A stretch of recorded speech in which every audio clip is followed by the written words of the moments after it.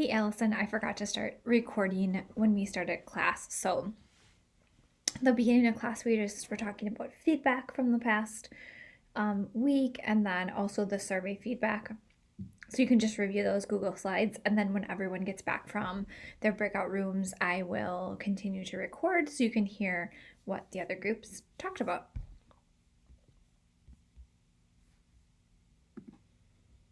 Walking through your conversation, that's fine with me.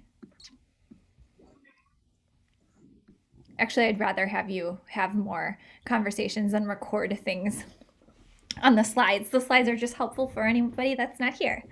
So, okay, group one, would you mind telling us about your articles or the video or whatever your group talked about?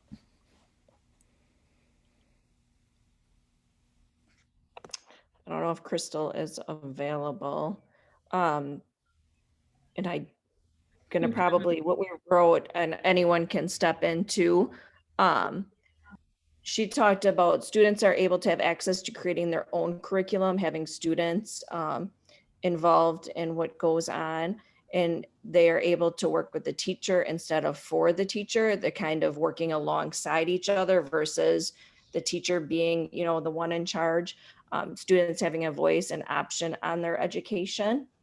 Um, and I don't know, I mean, she said a bunch of stuff, but we didn't get it all down. Does anyone else want to say anything about Crystal's article? Yeah, I mean, I think you kind of. While I'm in the car. Okay. Well, there she is. Sorry. So it was kind of talking about, it was a woman who long time ago thought that she was teaching the right way, but really she called it the racism virus. So yeah, that's what you said. yeah, so she was making it, before she was focused so much more on just curriculum and things like that, whereas now she kind of talked about how it's so important to include the children and to be able to talk about their backgrounds and their lives too, and making it more of that classroom community and how all students should have equal power. And the students actually get to assess the teacher as well versus us always just assessing them. And she actually recommended to try to record yourself, which is funny because a lot of us are doing that right now for our teaching, but to record yourself so that you can self-diagnose that and try to make noticings about that. And then like Jen was saying about the reality pedagogy and all that stuff, that was too. Thank you. Yes, sorry. And then Tashina, I don't know if she's available either. I think she had to step out for a little bit. She had said the article that she read, and Brittany, do you remember the article name? Did you write that down? Yes, it was. Because Brittany It was actually wanted to read. called, A Conversation About Instructional Equity. And she was just basically saying, the article, was written by an African American author who was basically giving an excuse, and I guess she was just pretty much saying the article was really punitive and just saying like how students of color, they don't have books at home, and that's why a lot of them can't read, and they're always way behind because of their struggles, which a lot of that is true, but it's not true for every student. And I guess she was just kind of generalizing it. So like, this is what it is, and not, and then there were really no hard code facts or statistics. It was just like really opinionated in what she saw. So she didn't really care for the article. And I said, I'd be interested in reading that article as well. But that was basically the gist of that one. Thank you. And then the article that I read was called Critical Practices for Anti-Bias Education. And I actually had taken quite a bit of notes. But the gist of it were a few things: was classroom culture, honoring all students' experiences and making sure all students feel seen, valued, and cared for and respected. Having a thoughtful classroom setup and structure. The things that you put on your wall, the books that you have on your shelf, the arrangement of your furniture can all, be things that you can look for when you're thinking of setting up your room.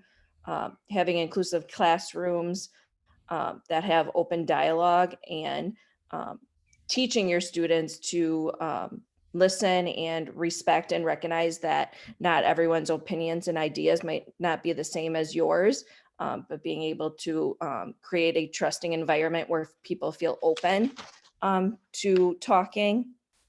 The social and emotional safety in the classroom, that students need to feel both physically and emotionally safe to learn. Discipline and behavior management being the central to your classroom culture. And that was it. And then Nancy had hers. Sorry, Nancy, one thing before you Yeah. share. I do just want to let everyone know that I am recording for someone that's not here. So just a heads up, if I just want you to know it's being recorded. So if you do have your kiddos at home and you don't want your kiddos to be recorded, I just want to let you know that.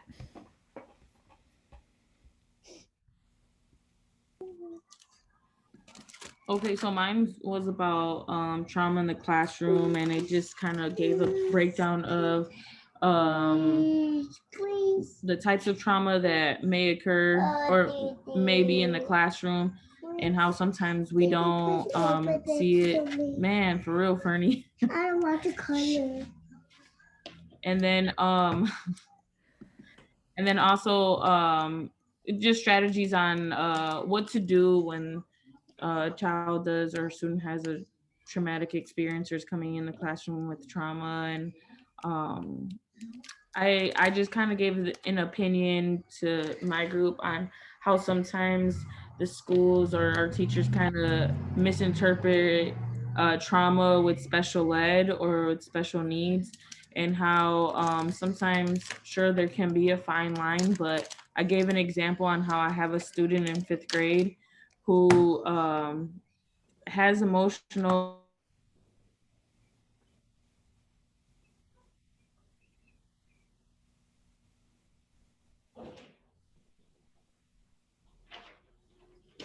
Nancy, I think we lost you. I'm sorry.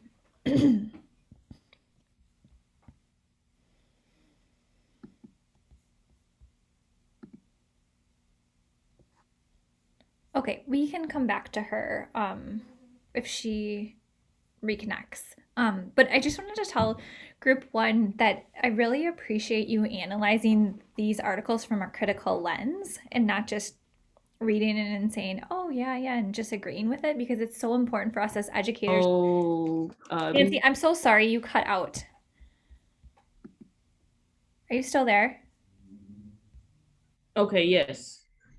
I'm sorry, we lost you for a second when you started sharing your example of your 5th grade student. Your video cut off. Oh, okay. Sorry about that. That's okay. So basically, I just gave the example on how I have a student who's like he's the best reader in the classroom, and he's above grade level, but has EBD.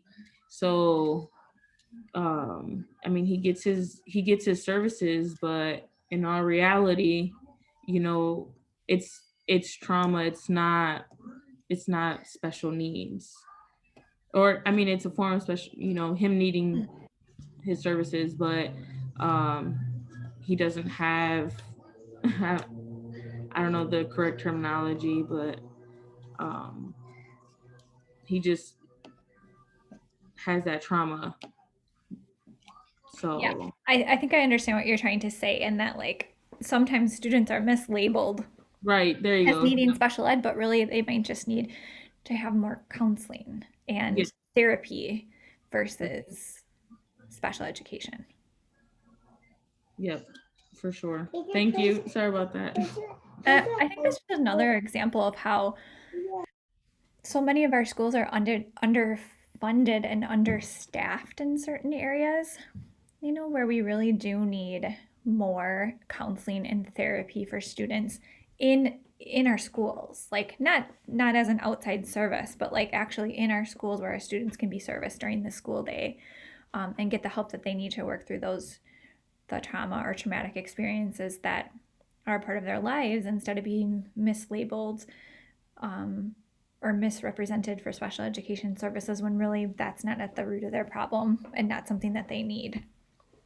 So, group one, thank you for critically analyzing your articles. I think it's so important as educators that when we read something, we don't just take it for what it is, because not everything that we find or access on the internet is going to be valid without some statistical evidence to back up that claim.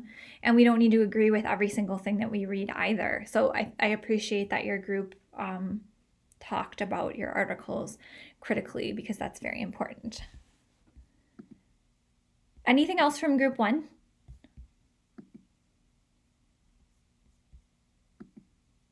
Okay, group two.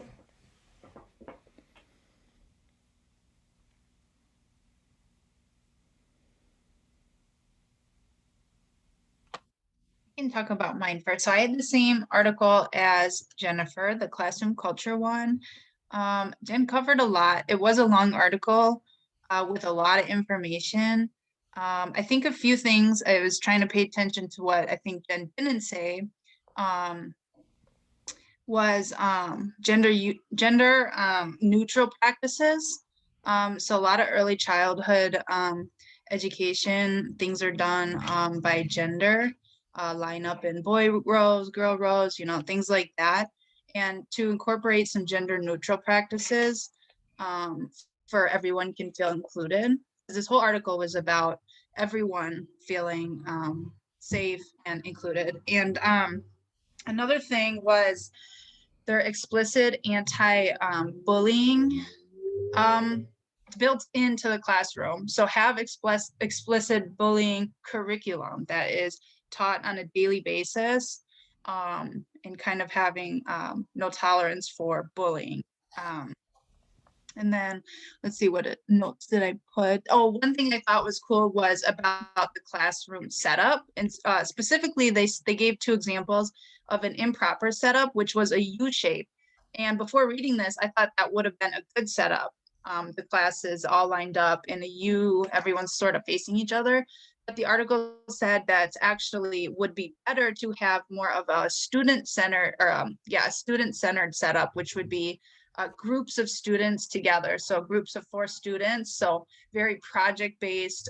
Students can face each other, talk to each other, do things like that. But, oh, and having, let's see, instead of displaying like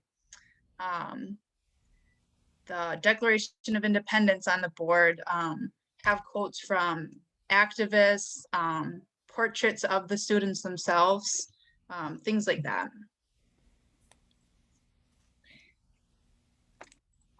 That was it. Anyone else want to go? I'll do mine next. So my article first started off where a parent had questions because she didn't really understand the math that her son was being taught. So I kind of thought it was going to be about a teacher really just being there to support parents when we don't understand what our kids are learning. But then it went on that the teacher and the parents started talking about every Friday this teacher does an assessment with her group. And I believe we did learn about this in our reading. It's sociogram. Mindy, you might have taught me out. Socio something, but she asks the students, like, who are 4 students that you would want to sit with next week, and what is like an exceptional student that did something really great. So she really takes this information every Friday, and then she can kind of pick, who maybe is having struggles making friends, who is maybe being bullied in the classroom, just really seeing how this is changing week by week. So as I read this, she does this every week. As I read it and got to the end, I ended up in tears reading this, like not flat out crying, but tears at the end. And I'm just going to read some of the ending things. She flat out said, knowing that children who aren't being noticed will eventually resort to being noticed by any means necessary. And then she said, as she decided to start fighting violence early and often, what ended up being was that she's a teacher from Columbine. And so she started doing this after the Columbine shooting. So it gives me goosebumps even just talking about it right now. So two ending phrases in this word. Teachers, or it says, teach on, warriors. You are the front responders, the front line, the disconnection detectives, and the best and only hope we have for a better world. What you do in those classrooms when no one is watching is our best hope. So as the article said, like, we don't always see the bullying that goes on. We don't know the students that may not have the friends. So by her doing these simple questions, helped her, really find the students that were slipping through the cracks, that maybe were the bullies, that just needed that extra help to help socialize, to help just learn, maybe teach how to role play, or show role play to make friends. So, and then the last thing the teacher or the parent said was, teachers, you've got a million parents behind you whispering together. We don't care about the standard tests. We only care that you teach our children to be brave and kind. And we thank you for saving lives. So I don't know, it just gave me really a lot of goosebumps and brought me to tears when I read it. So it was just touching. So, So that was my article. Okay, I go next. I read the Teaching Isn't About Managing article, and it's written by the same man who did the TED Talk that we were to watch for tonight. And it talked a lot about his teaching practice and how his initial teaching practice was based on what he was taught or what he observed during school, and how he felt that success in his classroom was only obtained in a quiet and managing classroom. And during his initial teaching year he was teaching in New York City, and it was during 9/11, and all the sirens and things were going off outside his classroom, and the kids were distracted, and he was trying really hard to get them to focus and felt like he needed to be the boss and in charge of that classroom. Meanwhile, chaos was, erupting outside, and he had no idea that that was going on. And over the years, he's learned and grown, and just realized that it's more of a co-teaching environment with the students also participating in, to helping teach the teacher as well, and just really working on creating those connections and making sure everyone feels safe in the classroom. And then my article was about collaborative classroom. It basically talks about equity bringing into the classroom, and something that I got from the article that was very important was the distinctions of equity, and how it starts with multicultural education, which focuses on celebrating diversity, which can lead up to social harmony. And then it goes on to social justice education that focus on exposing the social political content that students experience in the classrooms, and then that leads to critical consciousness. And then the third one is culturally responsive education, which focuses on improving the learning capacity of diverse students, and that leads to independent learning. So it basically talks about more real life, talks about how can educators bring real life stories into the classroom instead of reading an old book that is from like 330 years ago, from a social studies book that hasn't been updated. So yeah, pretty much. It was really, really good. Yeah, that's such a good point too about our textbooks and things being updated. And if you're using a curriculum and you don't feel like it's sufficient for your students, it's your job to do something about it, either for your own class personally or bringing it to your school administrators and just saying, hey, this isn't relevant anymore. We need to do something about this. So thank you, Group 2, for critically analyzing those articles and summarizing them for us. A few things I wanted to take note about: gender roles in kindergarten classrooms are really prominent, and I think we can do something about that. We can make changes so that we don't facilitate those gender norms, and we can have our students be exposed to different areas of the classroom that they might not necessarily gravitate towards based on their gender. And again, this book that I was talking about has a really good section about overcoming gender roles in your classroom and how the classroom environment can help facilitate working against gender roles. And just one that comes to mind is girls in the math or science field, and how girls just aren't encouraged enough to go into math and science fields. And in the kindergarten classroom, a lot of girls gravitate towards the dramatic play area or the art center, and that as educators, we can help facilitate and expose them to different experiences that gets them interested in fields that are underrepresented for women. And then the second thing I wanted to say about the article, Tara, that you read, I love that article so much, and it does make me like get choked up to reading it, because mental health is so important, and it's so important to check in with your students and to check in with them anonymously, because just like all of you, you don't always want to speak up and necessarily say something negative about your classmates or your instructor, whatever age level you are. And so doing an anonymous check-in with students is really, really important. And it's that silent bullying or the silent mistreatment of other students is the scariest. And so having some kind of system to check in with your students, no matter what age level they are, and having that student-teacher relationship is really, really important.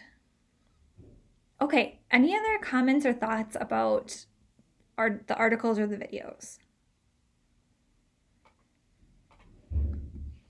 Okay, so I just want to quickly talk about the classroom environment and how the classroom environment supports student learning. And all of you started touching on this a little bit already. So we want to be intentional about the organization and setup of our classroom, because we wanted to support student learning. And this really is, that could be across the board, not just necessarily early childhood, but specifically for early childhood, we want to have a print-rich learning environment. So whether that's labeling supplies and materials so students can build connections, or having things that are accessible around the classroom that students can start to read and make that connection. And then you want it to be student friendly. You want your students to be able to access the supplies safely. And then engaging yet calm. I know we talked about this already, about the lighting and making your classroom feel like a place that you want to be also.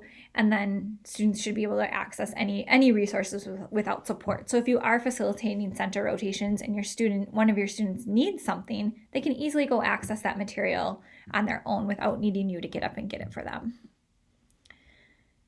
Okay, we don't need to make a list, but if you just I want to briefly talk about instructional strategies and how instructional strategies can support your lessons or your unit plans that you're doing with students. Does anyone have any go-to instructional strategies for early childhood?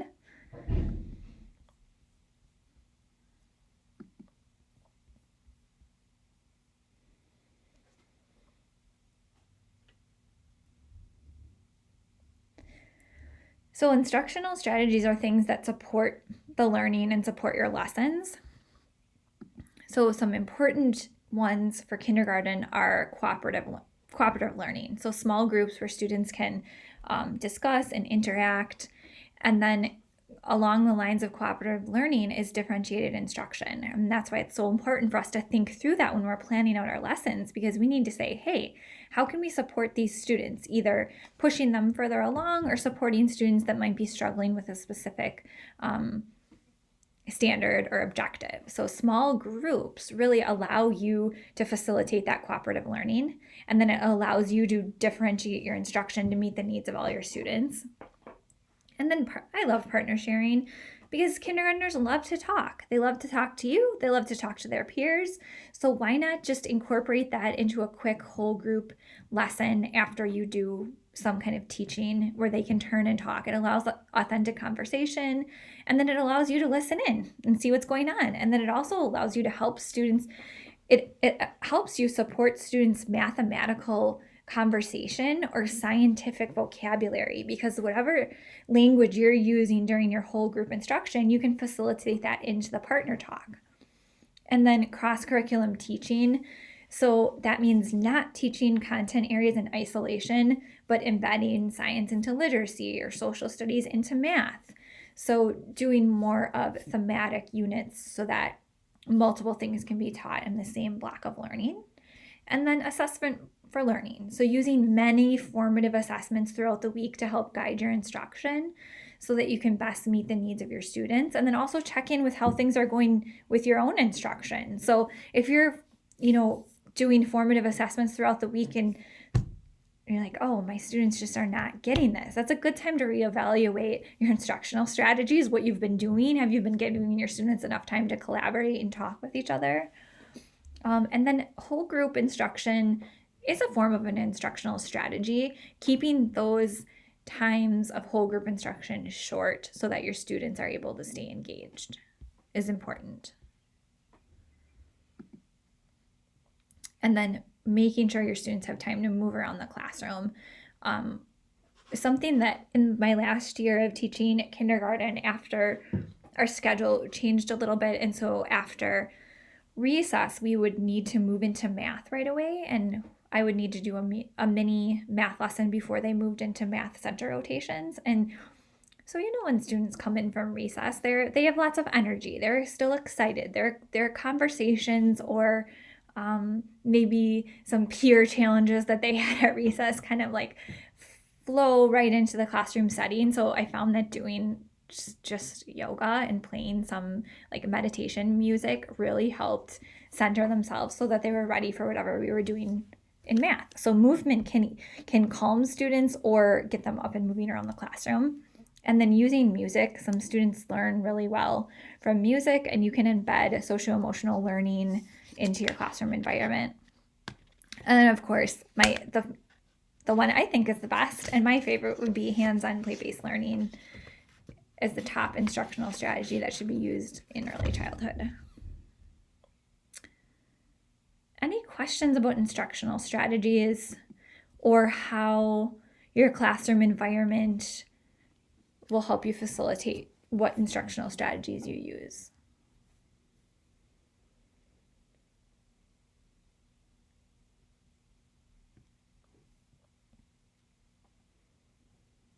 Okay, let's keep moving. So what we're going to do now is we are going to split up into 2 groups and do this center planning activity. So what I noticed from your lesson planning so far, and this is completely fine, but there hasn't been any one facilitating center rotations, and that's okay, but I want to give you some time to plan and see what that feels like to plan out a 60-minute block of center rotations, because I feel like this is highly valuable for you to implement in a kindergarten or early childhood classroom. So what I want you to do is I want you to choose either literacy or math, and then you'll choose 2 standards. So 1 Common Core standard and 1 WIML standard, and then decide if you want to infuse science or social studies, or if you're feeling really ambitious, maybe you're going to go for both, into either literacy or math. So you'll choose literacy or math, and then you'll choose either science or social studies.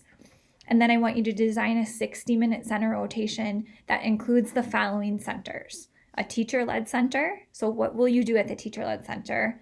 A hands-on play-based learning center, a center that includes some form of writing, and that doesn't mean a paper and worksheet. It could be watercolor, it could be chalk writing, it could be dry erase boards, and then a listening center or a technology center.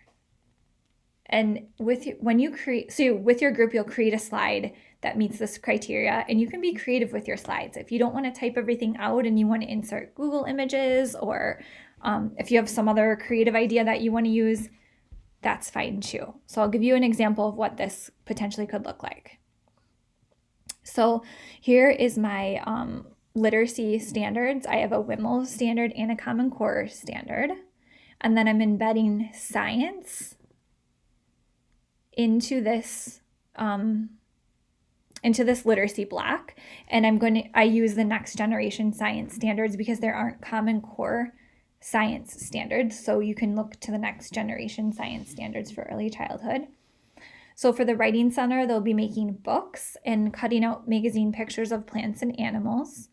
For the play center, they'll have a variety of things from nature, and they'll get to explore and investigate those things with a microscope, magnifying glass, and kinetic sand.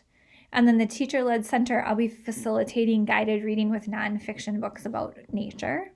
And then the listening center will be listening to nature books read to them. while they follow along. And that you can easily do on an iPad or a Chromebook. So that's kind of incorporating listening and technology into one center. So I'll split you up into 2 groups and give you like a half an hour. Does that sound okay? 20 minutes?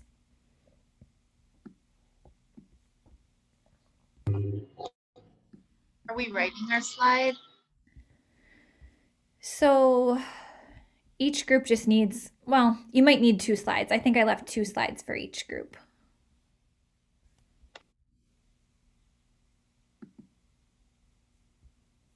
Any other questions before I split you up? I'm excited to hear about what everyone planned. Okay, so we'll start with group 1. And you can just talk us through your slides and what you planned.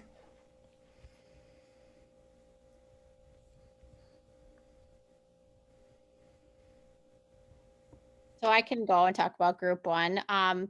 We chose math with our also incorporating science, and we included the standards there. The math standard is understands number, operations, and relationships. And then our science standard was plan and conduct an investigation to compare the effects of different strengths or different directions of pushes and pulls on the motion of an object. And we kind of chose a theme. So our theme was cars. And then our different centers would be the teacher directed center was where she would have different piles of manipulatives. So in this example would be cars. And then she would make the piles and then have the students determine which pile has less or more. So kind of working on the less than greater than concept. And then the play-based center would be racing the cars. So you'd have Matchbox cars or other cars, and then some sort of track or using blocks or a track. And then they could make observations of speed, which, incorporates with our science standard. The writing portion would be the kids would write a math problem using pictures or manipulatives of cars. And if they can't write the words, they could draw pictures of cars, whether it's 2 cars plus 5 cars or making a pattern of cars, whatever the teacher directed for that writing time. And then our listening technology time was just a math app of choice. And we listed some examples that we use in our districts, which Prodigy, Splash Math, Freckle, and some other ones. So that was our center rotation time. Great, thank you. This sounds very creative and engaging for students. How did it go for your group? Was it challenging, or did you kind of feel like, hey, I got this? Like, how did your group, like everyone in your group? I can say, in the beginning, it was a little confusing. We were all trying to think and, what could we do? What standards should we use? And then it really came together really nicely at the end there, once we decided what we were going to do. So yeah, I think we really did a good job working together. Good. I think this will be helpful for your unit plan that's coming up too, because it's completely fine to use each other's ideas. So let's say that some partners want to do math and science and use these ideas. Now you have some building blocks to go off for one of your weeks for unit planning that we'll talk about before we leave class tonight.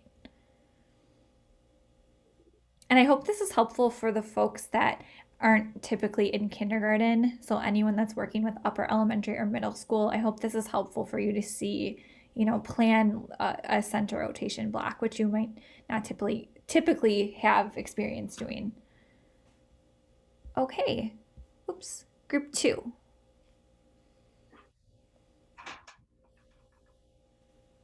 So I'll go if you guys want to jump in if I miss anything.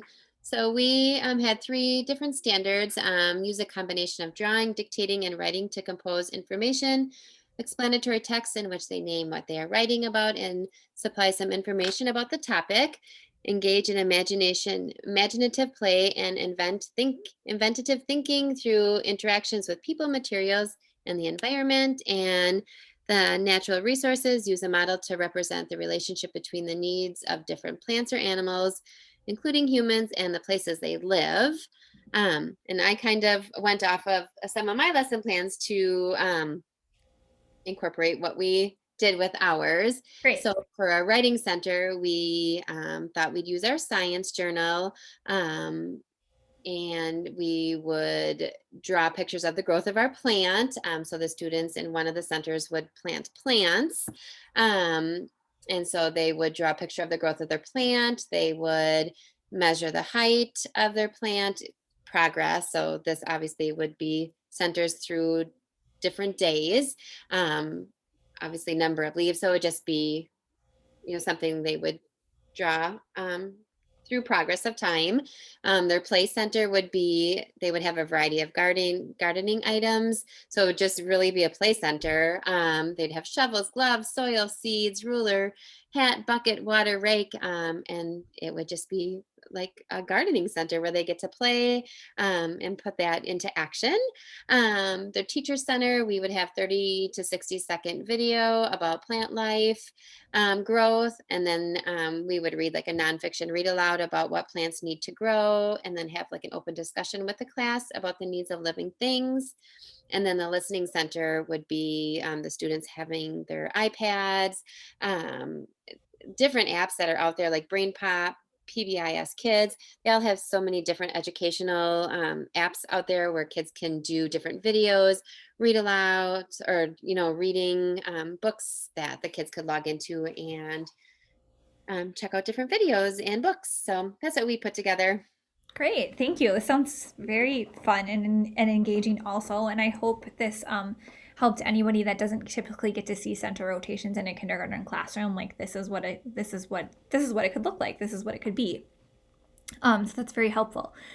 Before we move on, I wanted to quickly circle back to our article conversation because all of you really got me thinking about the conversation about instructional equity article. So the article that Brittany, Fernie, and Tashina were talking about. So I think something that's important, I need to remind myself, and all of you can remind yourself, is look at the author of the article when you're analyzing it. And this is something that I've been doing more recently so that I can see what kind of background does the author have of the article? Do they have any experience in the area or the content or the topic that they're writing about? And if they don't, then I need to say, hey, does this person really know what they're talking about? So that the article in question actually was written by Zaretta Hammond, who wrote one of our textbooks for 348. And I think the point of the article was she was highlighting differences in background knowledge that our students come into the classroom with, and specifically English language learning students. And her whole platform and passion is advocating for best instructional practices for our students, and that if our students are English language learners or if our students are struggling in certain areas, that doesn't mean they shouldn't have exposure to project-based learning, collaborative groups, hands-on play-based learning in early childhood. But what research shows us is that English language learners, students of color, or any other students that are struggling, they're hit with rote memorization tasks, worksheet-based learning, because they need to catch up. When in reality, they don't. They need to be exposed to the same instructional strategies that other students are exposed to, and that is what she advocates for, that we should be focusing on instructional equity in our classrooms so that all students are provided with the best learning opportunities. And I think that was the focus of this particular article, but she was highlighting differences in background knowledge of students. And I could see where that could come across as, I could see your point, Tashina, that she was maybe making excuses about students' backgrounds, but I think she was trying to highlight the differences that are found in schools in terms of instructional strategies, and that we need to be more equitable so that our students are exposed to best practices for learning. And we know that students sitting in their desks doing worksheets and not being able to collaborate with each other isn't going to enhance their language learning, that's for sure. They need to be, in conversations with each other. So any questions about that, or analyzing articles, or just not even about that particular article, but anything else? I mean, I just felt the article was more excuse based because she did quote something where she said students are color at least a grade level behind due to no books at home. And I'm like, what home did you go to justify this? Because I can say, well, more African American kids buy books at the book fair than Caucasian kids. Yeah. But how do you back that up? Like, I'm like, do you go to every student of color home to see if they have books? How do you determine that when I have students who are straight A students and don't have a book in their house, and I have students who are basic minimum students and have libraries. And it's almost like some students, they have to want to read. Just because it's a book in the house don't mean they're going to read it just because there's not a book there. And then she also said were laws that penalize those who taught people of color to read. And I'm like, isn't the focus is not to dwell on the past of all the things that hindered students of color, but to give them the same opportunity. So if you're giving a student a worksheet or something, everyone should have that same opportunity. You shouldn't say, well, because you were marginalized, because your great-great-grandparents couldn't read, we're gonna not give you this work. I feel everyone should be given that same opportunity, especially in the public school system. And I see that all the students that I teach and other teachers teach are giving that same opportunity. So part of the article just made me feel like she was justifying that it was okay for students of color to be behind due to their past. And I'm like, your past is not what dictates your future, is what makes you what you are. So I just felt, yeah, she's a good author. The article had some things I didn't agree with, but I just felt like it was almost giving us excuses for why some of our students can't read, or like, I have a dad who has a 5th grade education. I can easily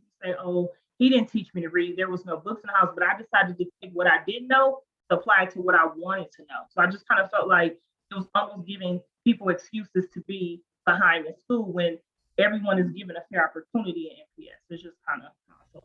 Yes, I'm on the same page as you. I'm completely with you in that regard. And I think what she is trying to say is that we should hold all students to the same high expectations, right? Like, we shouldn't change our instructional practices based on a student's background, whether we're talking about a historical background or a current background.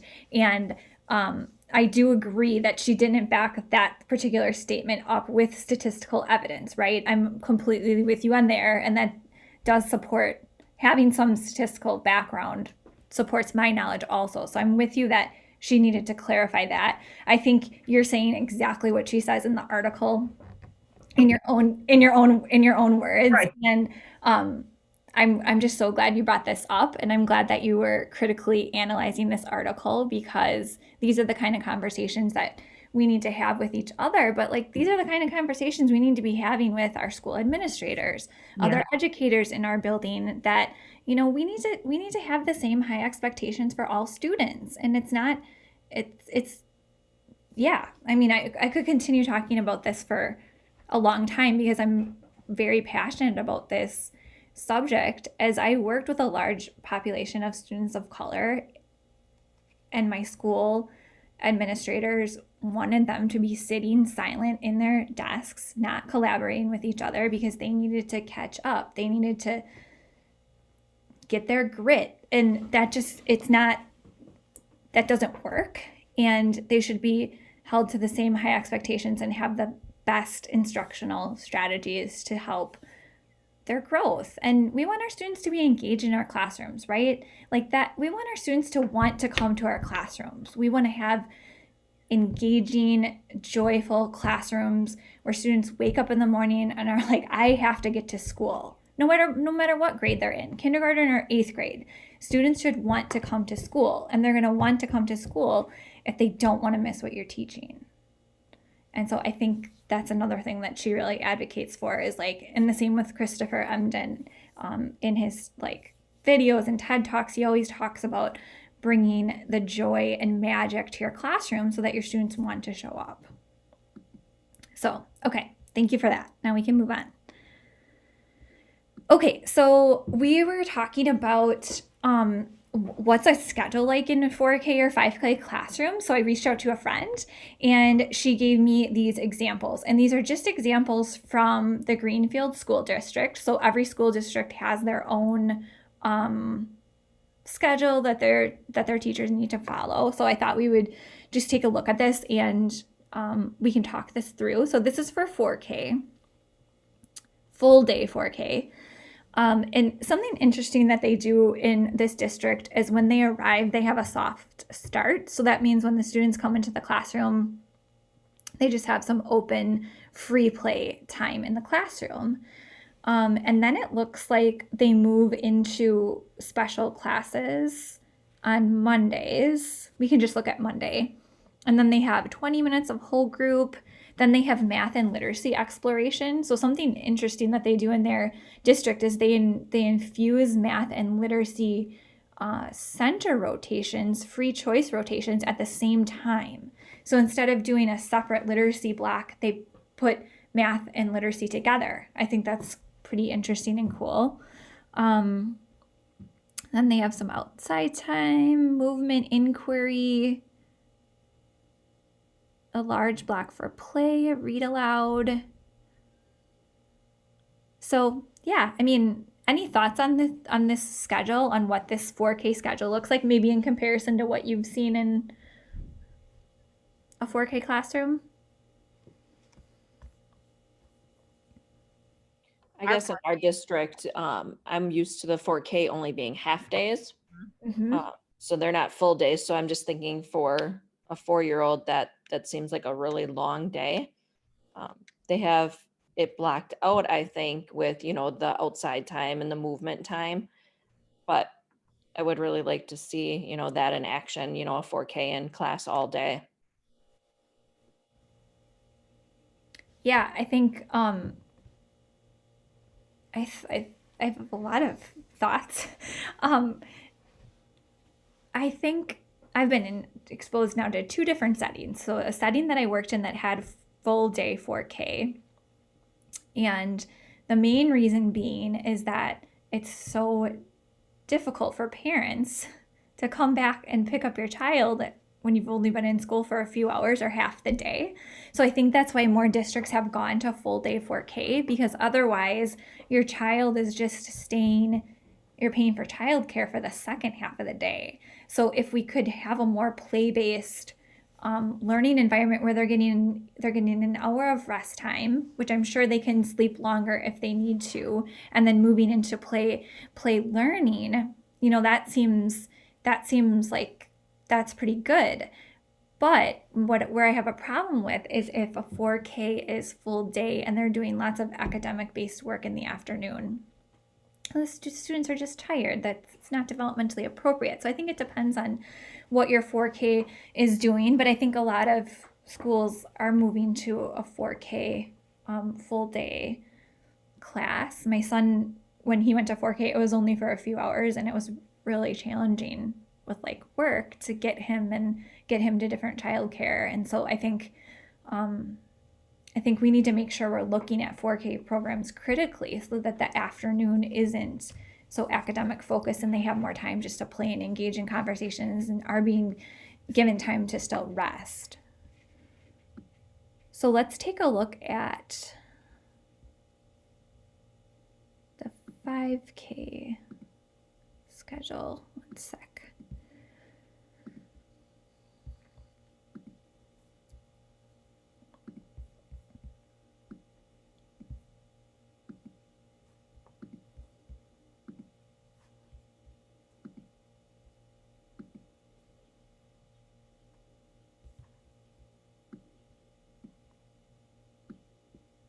So the 5K students still do have that soft start.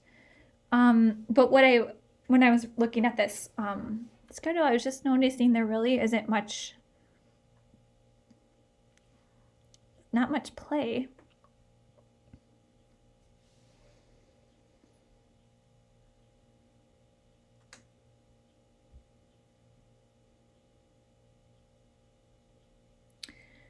So it looks like they're starting instruction for the day at 9 o'clock. So although the students arrive at 8:25, they're not really starting instruction until 9.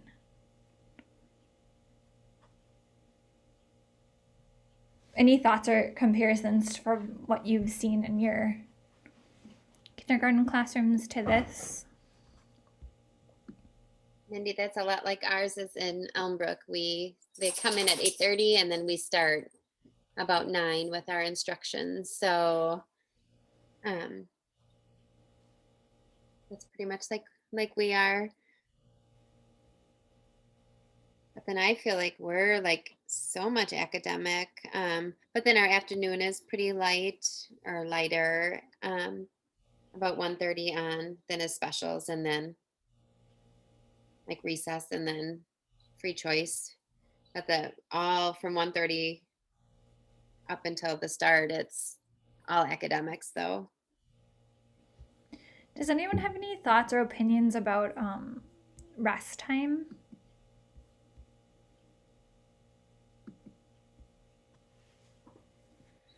I will tell you, I know our kindergartners need it.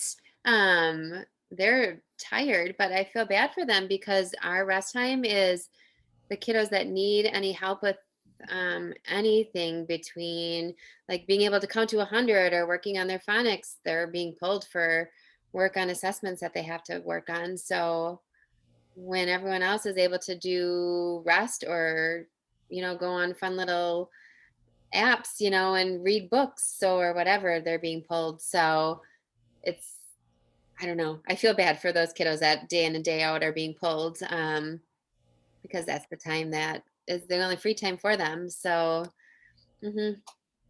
but it is good. It is a good downtime for them because they are working all day. So, Go ahead, Jennifer. Were you going to say something? No, well, just looking at the 4K one, it just seemed like it was kind of like their schedule was kind of like later in the day. It was like 12:40 to 1:40. And if a kid falls asleep that late, and then, you had, or I don't know if it was you or somebody that said their kid, I don't know who it was, or maybe it was somebody else that said they put their kids down like at 7:30. And I'm just thinking that just seems like especially if they sleep past that 1:40, it just seemed like it was kind of too late in the day, depending on how long those, when they have earlier bedtimes at that age, probably like 7 or 7:30. And especially if they would sleep till like 2, I just wonder how, bedtimes go at home when they have, the nap time scheduled that late in the day. Yeah, that's a very good point. Nancy, go ahead.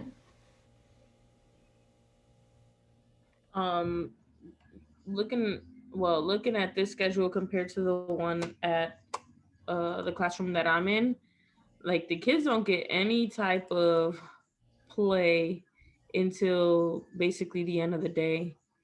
And even that, because if math gets started later, then basically their playtime that cuts into their playtime, and then they have gym like right at the end of the day. So and recess is only 15 minutes. So when it comes to after lunch,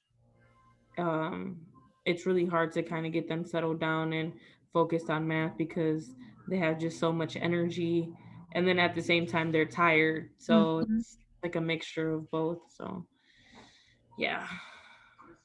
I think we need to ask ourselves a couple questions. So we're learning all these practices in this class that are research based, right? By people that have lots and lots of years of experience with this age group. So we're learning about best practices, but then it's not reflected in the classroom. So I always ask myself, where is the disconnect? Like, what's happening between what we're learning here in teacher preparation programs and then what is actually taking place in our schools, and what can we do to facilitate that change? And just something for you to think about, like just an open-ended question for you to think about. And then something else for you to think about: how much intervention do kindergartners really need?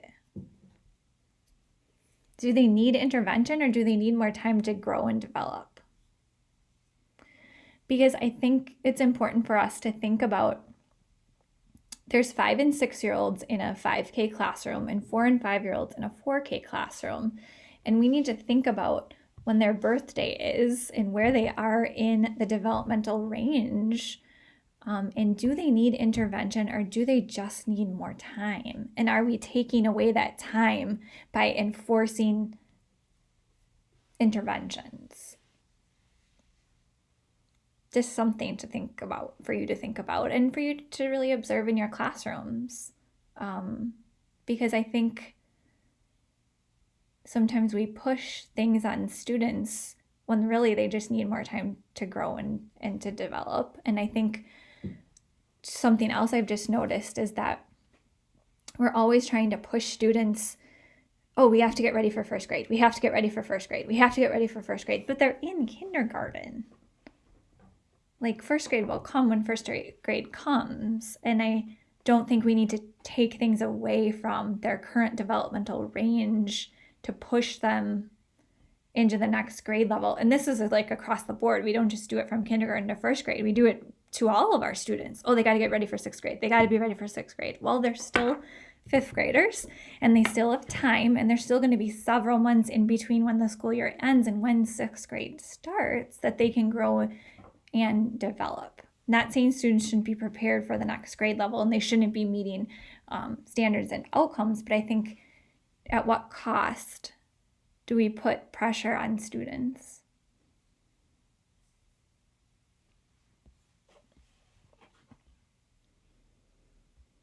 But you are the future. And so that's why I ask these open-ended questions to you, because you are going to be the ones that are advocating for best practices for your students, no matter what grade level you teach, because you will be the expert for your students. Nancy, go ahead. No, I had nothing to say.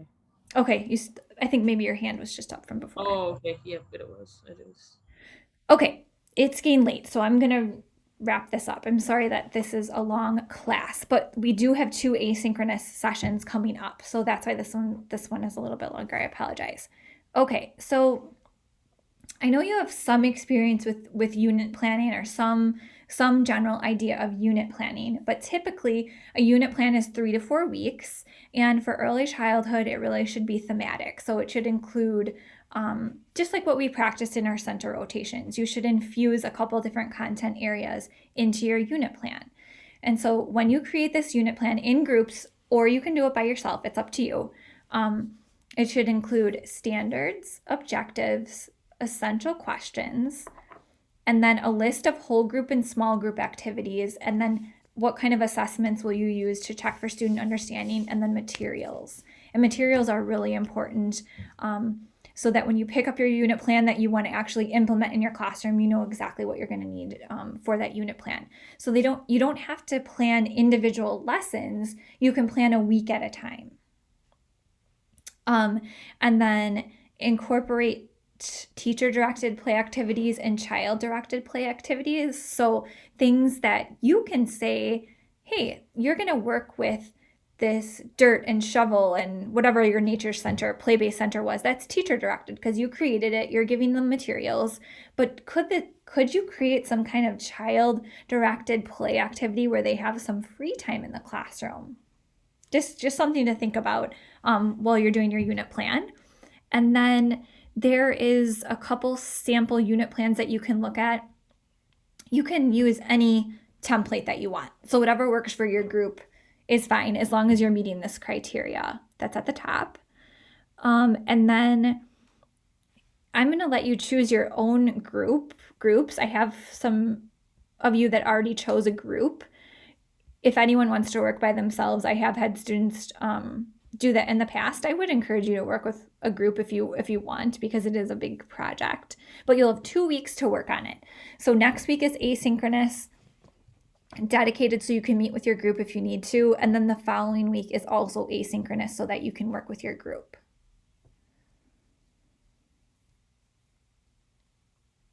Does anybody know who they would like to work with?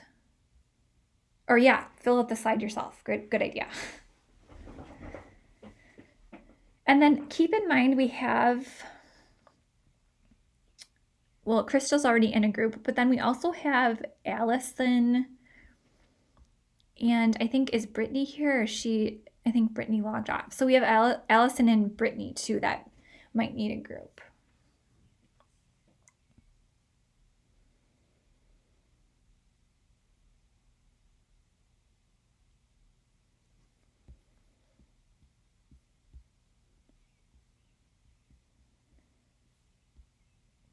And then while you are thinking about your group, if you don't mind, I'm just going to go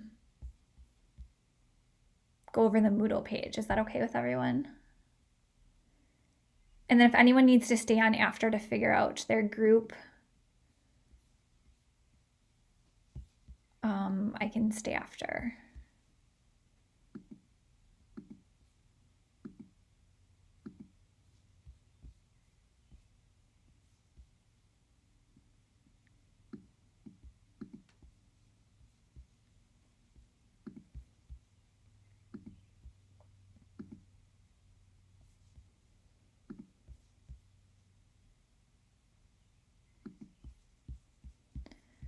Okay.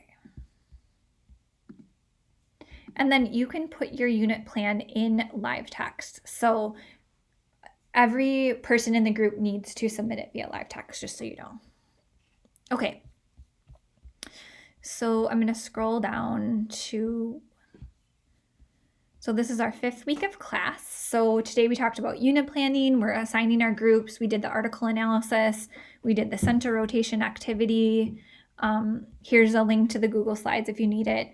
Oh, we needed to circle back about if you wanted to split up chapters 12 and 13. And then if you didn't get a chance to do the feedback survey, here's the link. So if you could please do that, that'd be really helpful for me. And then you have a blog post, reflect on center rotations in the kindergarten classroom, discuss what you observed or how you would implement center rotations in your own classroom, how good center rotations support all the students in your classroom. And then next week is working in your group, however you wish to do that. And then there's some resources. This is a Google Doc with great read aloud books. And then lesson plan 3 is due on the 15th of June. Make sure that you have observations scheduled with me or you're doing recorded videos. And then this is an example of a read aloud lesson that I did with my kindergartners. It's pretty, it's several years old, but it still gives you a snapshot of a read aloud lesson. I wish that I had put the camera on myself. It's on the students, but some of them have pretty interesting expressions while I'm doing the reading, so it's just fun to watch. And then class 7 will also be asynchronous. So this is another week that you can work on your unit plan. And then there's a final paper, a defense of play-based learning paper. So defending play-based learning, what we've been talking about in class, and the directions and the criteria on live text. And then there's also a final self-assessment. And you can do that prior to week 8 or you can do it immediately after class, depending on like how you're meeting course outcomes. That's up to you. And then a final blog post about unit planning. And then I'm hoping to have an expert guest speaker on that last week of class, but I'm still waiting to finalize that. So if not, we'll just do our major takeaways from the course and talk about our unit plans. And then these are the same videos that are linked at the top of the page that give you a look at what play-based learning looks like.